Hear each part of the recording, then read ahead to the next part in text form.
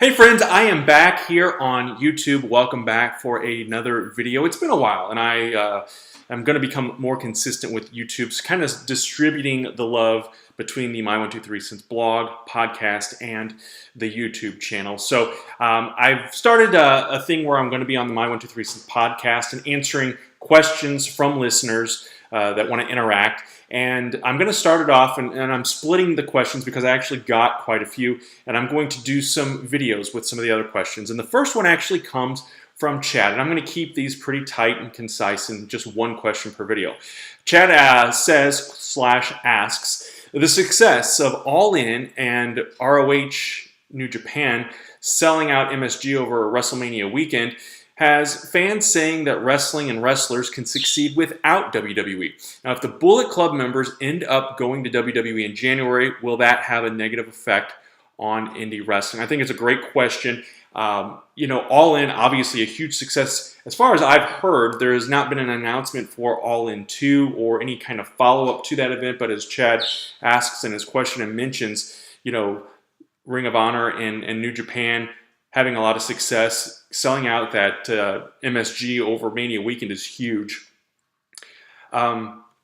If members of the Bullet Club, and I don't know specifically if there are members who are rumored to be going, I know there's always been talk that Cody goes back to WWE at some point after he kind of reinvented himself on the indie scene, and I do apologize for the bird chirping in the background.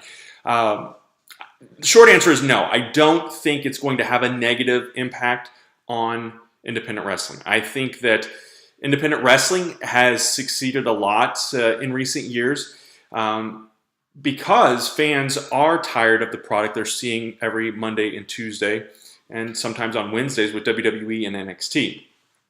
So guys like Cody Rhodes and the Young Bucks and Hangman Page and Kenny Omega, they are providing alternatives for that. And yeah, you don't have to sign with WWE. I do think we're going to see this groundswell of support for indie wrestling make it a viable option, that there doesn't have to be a strong number two. There can be several right there under the WWE. WWE is here, and I think they will always stay there.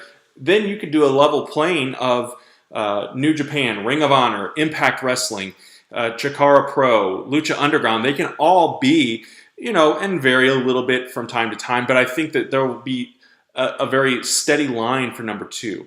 And I think that's fine, and I don't think it matters if a handful of those guys who made All In a success and who have made New Japan a success. Now, if there's a huge purge, it will definitely, pardon the pun, have an impact. But I think overall, pro wrestling, indie wrestling will survive and succeed as long as it remains accessible to fans on the internet.